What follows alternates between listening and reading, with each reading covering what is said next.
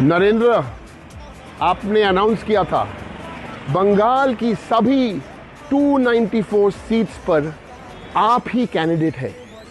4 मई को जब ममता बनर्जी और टीएमसी बंगाल जीतेंगे, प्रधानमंत्री पद से रेजिग्नेशन दीजिए।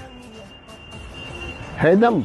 आलिए रे आलिए, बेटा भग मत जइयो, तेरा पिछवाड़ा लाल कर दूंगा रास्ते में। यू देख आलियो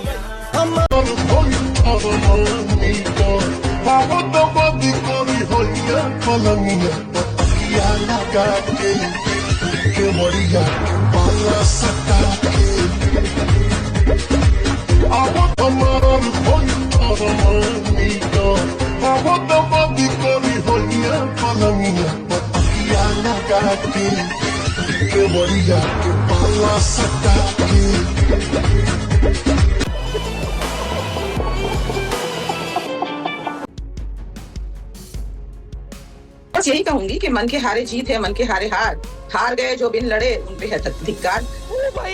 मतलब हम लोग करें तो क्या करें बताइए। भारतीय जनता पार्टी जीत रही, मतलब उनके ऊपर प्रभु का भी आशीर्वाद है। और इस देश में लोगों को विकास के साथ साथ धर्म भी चाहिए। कहीं ये बातें आप इशारों में उनके नेता अखिलेश यादव के लिए तो नहीं कह रहे, क्योंकि अगली टक्कर बीजेपी की उत्तर प्रदेश में अखिलेश यादव से ही होने वाली है। साल भर बचा है मुश्किल से, 10-11 महीने, साल भर से कम, उससे भी कम है। देखिए आज के जो नतीजे आए, इसका प्रभाव उत्तर प्रदेश में पड़ेगा। आज नहीं, हमारे राष्ट्रीय अध्यक्ष, इस देश के भावी प्रधानमंत्री आदरणीय अखिलेश यादव जी ने SIR की बात ही मान ली। अरे बाप रे, फिर से भावी प्रधानमंत्री। आज हारे हैं विपक्ष और आप उन्हें प्रधानमंत्री बना रहे हैं। आनंद दुबे ने सिर पीट लिया आपकी बात सुनकर। कितनी बारों कविता गाऊं कि असफलता एक चुनौती है, स्वीकार करो, क्या कमी रह गई देखो और सुधार करो। अरे बस, ये दुनिया ये महफिल मेरे काम की नहीं। ये आज विपक्ष गाना गा रहा है मानक भाई। अच्छा,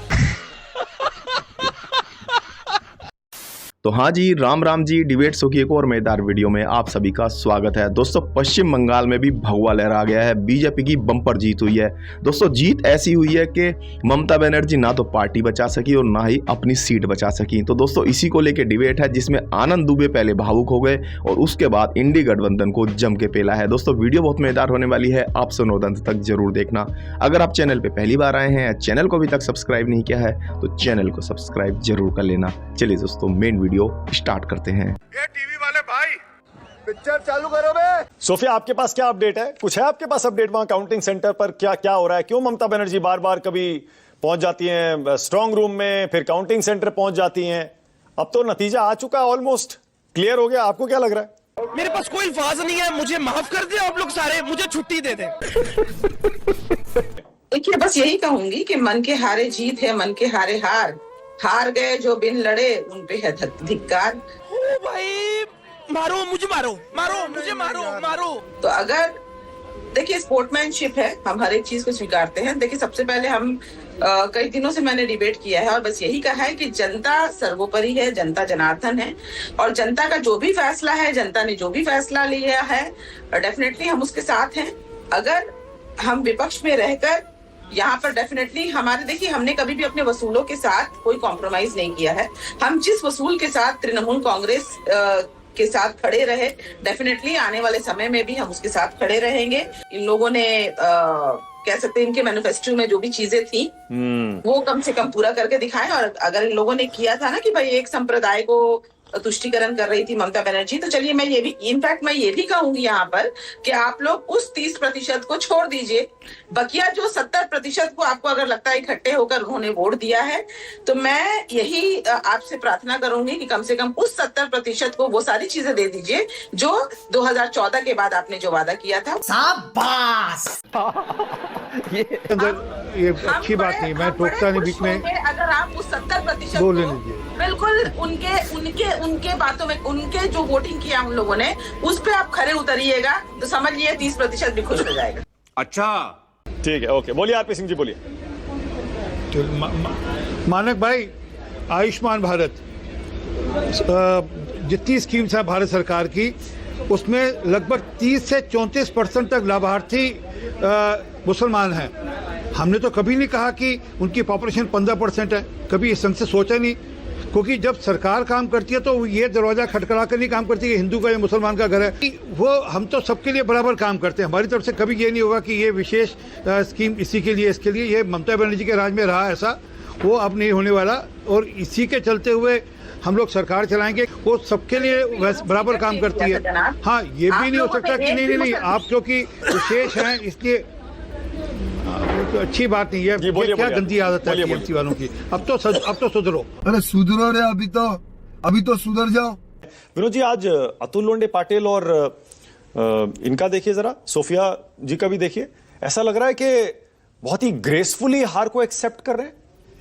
मतलब बहुत चुनाव से, कई चुनाव बाद में ऐसा देख रहा हूं कि विपक्षी दल बहुत ग्रेसफुल लग रहे हैं डिफीट में। देखिए, और बेईमानी नहीं कह रहे हैं। अतुल भाई तो इसलिए नहीं कह सकते कि केरल में अंपिंग जीत हो रही है यूडीएफ की, 100 से ऊपर 102 के आसपास लीड दिखाई पड़ रही है। तो अतुल भाई कैसे कह देंगे कि जो है असम में और बंगाल में चुनाव आयोग ने जिता दिया बीजेपी को चुनाव, और केरल में जो है इनको जिता दिया। तो उनकी तो मजबूरी समझ में आती है। क्या बढ़िया था गुरु। अगर केरल में भी गड़बड़ हो जाता तो जरूर अतुल भाई ये कहते हैं। और सोफिया जी की बात यह है, मैं उनके ग्रेस के लिए मैं उनको सलाम करता हूं कि उन्होंने ग्रेसफुली कहा कि ठीक है, जनता का फैसला है। लाइए जरा आनंद दुबे को, लाइए, देखें जरा। आनंद दुबे मुस्कुरा भी रहे हैं, चिरपरिचित मुस्कुराहट लगता है कोई गम भी है जिसे छुपा भी रहे हैं। आनंद दुबे, क्या चल रहा है मन में? अपने मन की व्यथा बताई जाए। छुपा ये रहे हैं कि हाँ, उसने नम न हुए एनडीए में। आनंद दुबे का दर्द भी थोड़ा सुन ले। जब भी बीजेपी जीतती है, चाहे एग्जिट पोल में जीते या फिर यहां एक्चुअल पोल में, एग्जैक्ट पोल में, आनंद दुबे का दर्द छलक छलक के बाहर आ रहा होता है। लाइए जरा आनंद दुबे को। अभी मजा आएगा ना भिड़ो। हाँ आनंद भाई बोलिए, अब आप बोलिए। दुनिया मेरी महफिल। मैं वही कह रहा हूं मानक भाई कि ये दुनिया, ये महफिल मेरे काम की नहीं। मतलब हम लोग करें तो क्या करें बताइए।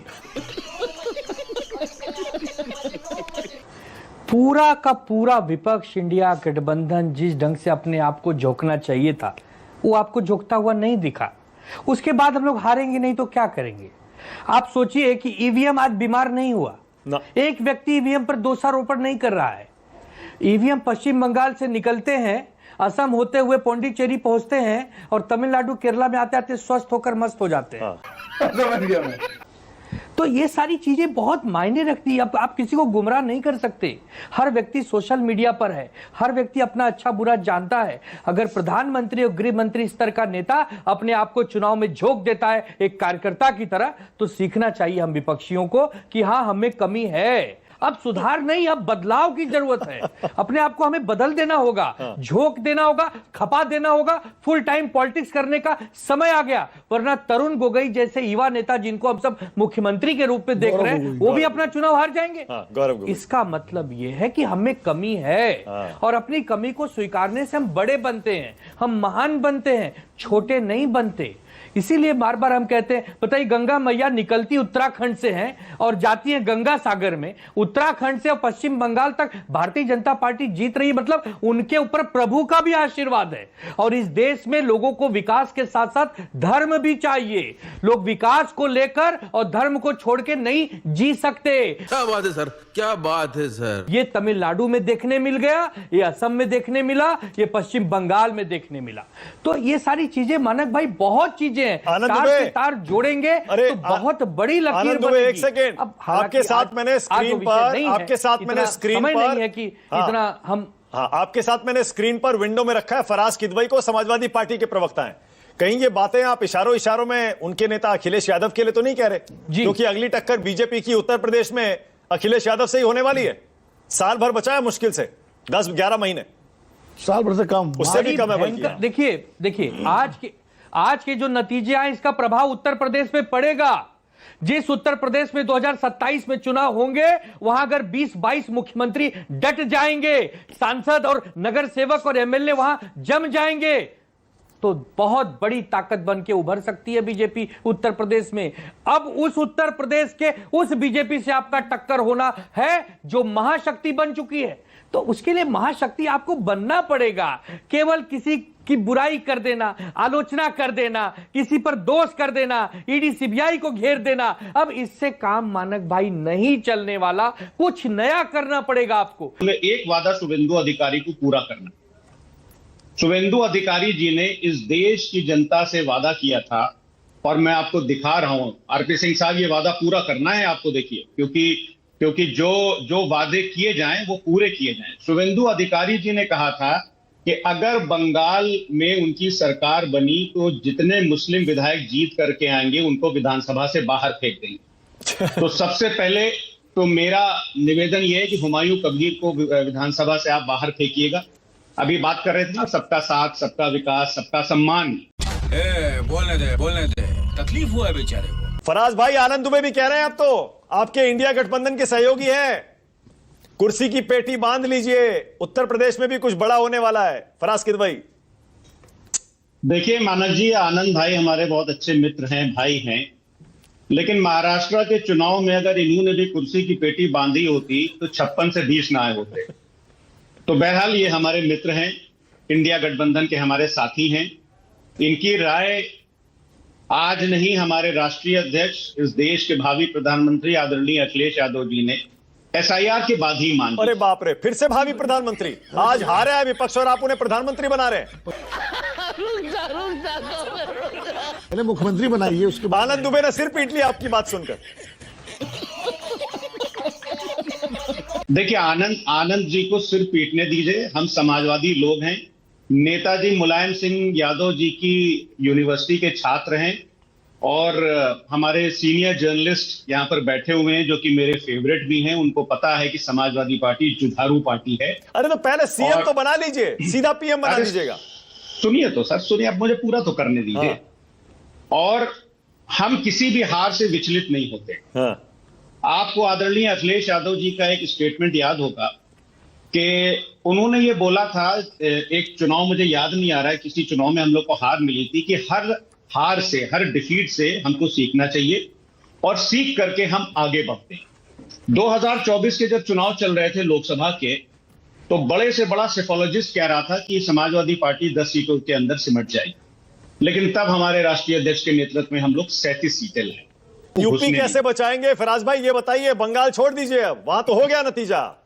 जी हाँ, देखिए, यूपी बचाने के लिए मैं आपको एक शेर सुनाता हूं अपने राष्ट्रीय अध्यक्ष आदरणीय अखिलेश यादव कि आंखों में पानी रखो, होठों पे चिंगारी रखो, जिंदा रहना है तो तरकीबें बहुत सारी रखो, मैं वही कागज हूं जिसकी हुकूमत को है तलब, दोस्तों मुझ पर कोई पत्थर जरा भारी रखो। लो, ये तो मुद्दे लगा साला।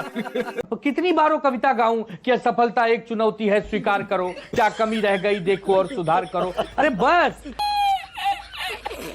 1970 में एक फिल्म आई थी हीर रांझा, उसमें राजकुमार जी का गाना है, ये दुनिया ये महफिल मेरे काम की नहीं। ये आज विपक्ष गाना गा रहा है मानक भाई। अच्छा, খোদা হাফেজ, জয় জহর, ইনশাল্লাহ, জয় বাংলা, জয় বাংলা, জয় বাংলা। আবার দেখা হবে, फिर मिलेंगे, राहे गुलशन तो फूल खिलेंगे और जो फूल खिलेंगे और रहा तृणमूल तो फिर मिलेंगे। खत्म, bye bye, tata, good bye, गया। तो दोस्तों इस वीडियो में इतना ही। अगर आपने वीडियो अंत तक देखी है तो उम्मीद करता हूँ आपको वीडियो पसंद आई होगी। वीडियो के बारे में आपकी जो भी कोई राय है कमेंट्स करके जरूर बताएं। वीडियो को अंत तक देखने के लिए आप सभी का बहुत बहुत धन्यवाद। ऐसी मजेदार वीडियो देखने के लिए चैनल को सब्सक्राइब करना बिल्कुल ना भूलें। चलिए दोस्तों, मिलते हैं जल्द अगली वीडियो में, तब तक के लिए जय हिंद, वंदे मातरम।